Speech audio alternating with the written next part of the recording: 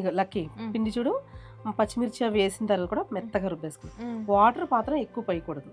Okay, ఇందులో ఇప్పుడు మనం పిండి రుబ్బుకునేటప్పుడే గట్టిగా రుబ్బుకోవడం, మిక్సీ తిరగట్లేదు ఇలా అనుకుంటే అప్పుడే సాల్ట్ ఎంత కావాలో అంత వేసేసుకోవాలి. సాల్ట్ వేసిన తర్వాత ఇంకా పలచగా అవుతుంది, అందుకని అప్పుడే వేసేసుకోవచ్చు. ఓకే, ఇప్పుడు ఇందులో సాల్ట్ వేసుకుందాం. ఒక స్పూన్ సాల్ట్ వేస్తున్నాను. సాల్ట్ వేసి చాలా మెత్తగా రుబ్బేశారు. మరి ఇంత మెత్తగా ఉంది, గారె ఎలా వస్తుంది అనుకుంటారు కదా. ఇందులో మెత్తగా రావడానికి దూదిలాగా ఉండాలంటే ఇందులో ఒక 2 స్పూన్స్ మైదా పిండి వేసుకోవాలి. ఓకే ఓకే, 2 స్పూన్స్ మైదా పిండి వేస్తున్నాము ఇక్కడ. ఎక్కువ అవసరం లేదు, ఒక 2 అది స్పూన్స్ వేసిన తర్వాత మిక్స్ చేసి ఎన్ని అవర్స్ పెట్టాలి మనం? ఇట్లాగా ఇది మిక్స్ చేసిన తర్వాత ఒక 1 అవర్ 1.5 అవర్ 1 అవర్ కంపల్సరీ పెట్టాలి. కొత్తిమీర సో వేసుకుంటాం. మీకు కొత్తిమీర ఎంత కావాలో అంత వేసుకోవచ్చు, అంతేనా? మన ఇష్టం, అంటే మరీ ఎక్కువ ఉన్నా బాగోదు.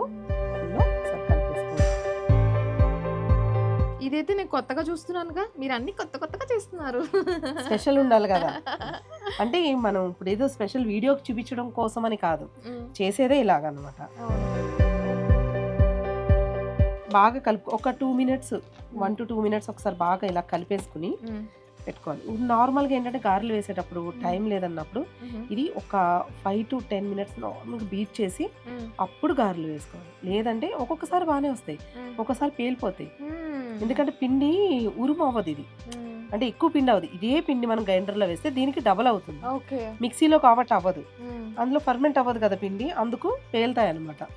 అందుకే ఇలాగా డైరెక్ట్గా వేసుకునేటట్టయితే ఒక 10 మినిట్స్ అయినా బీట్ చేసి వేసుకోవాలి. లేదు అని అంటే మనం పూజలు చేసినప్పుడు లక్కి మామూలుగా పులిహోర బూరెలు ఇవన్నీ చేసుకుంటాం కదా, ఫస్ట్ ఈ పిండి రెడీ చేసుకుని పక్కన పెట్టేసుకుని మిగతా పులిహోర బూరెలు ఇవన్నీ రెడీ చేసుకున్నాక అప్పుడు లాస్ట్లో గారెలు వేసుకోవాలి. అప్పటికి ఎలాగో 1 అవర్ అయిపోద్ది కదా, ఇవన్నీ ప్రసాదాలు స్వీట్ అన్నీ చేసుకునేసరికి సరిపోతుంది. ఇలా మంచిగా కలిపేసుకున్నాం మేము.